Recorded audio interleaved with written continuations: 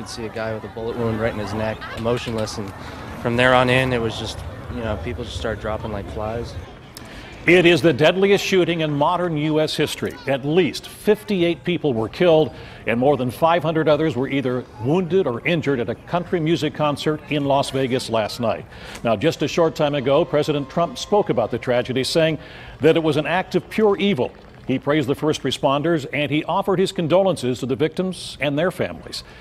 Good afternoon. I'm Stacey Smith. And I'm Christine Sorensen. The president plans to visit Las Vegas on Wednesday. The White House says they'll give their full support to state and local officials during the investigation.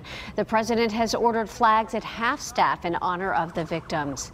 Now, police say the shooter fired hundreds of shots out of his hotel room, which overlooked the concert site. Investigators believe Stephen Paddock acted alone and believe he took his own life before they were able to locate his hotel room. Police are trying to determine a motive, but they do not think the shooting was related to terrorism. Danielle Nottingham has the latest on the investigation. Country music fans took cover when a gunman opened fire on an outdoor music festival in Las Vegas. At first, some people didn't believe it was gunfire, but chaos quickly erupted as victims started falling and others ran for their lives. Everybody was just running, just straight up, and you could see people getting shot and people falling. Police have identified the gunman as 64-year-old Stephen Paddock of Mesquite, Nevada.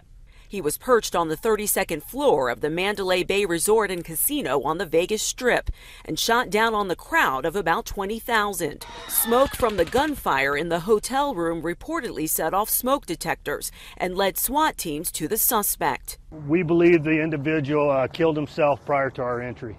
Police say Paddock had been in the Vegas hotel since September 28th and had at least 10 rifles with him.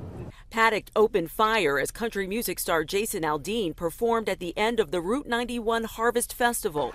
Witnesses say the shooter reloaded numerous times. Every time he had stopped, he was reloading. We had gotten up and started making our way towards the fence, and then he started shooting again, and we'd hit the ground.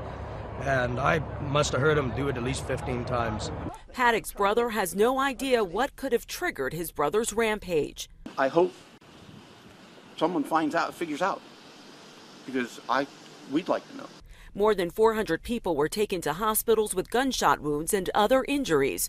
Police expect the death toll to rise.